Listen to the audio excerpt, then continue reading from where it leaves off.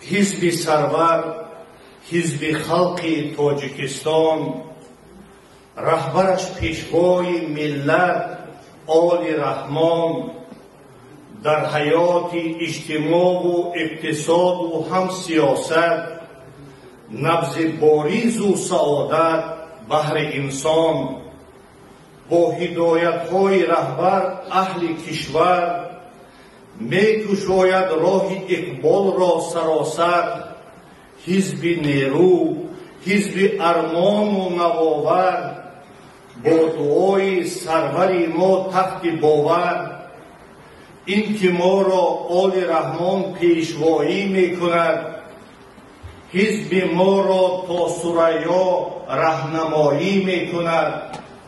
صلح و آرامی، ثبات و وحدت ما پایدار، قسمت ما را همیشه ابتکار سازگار.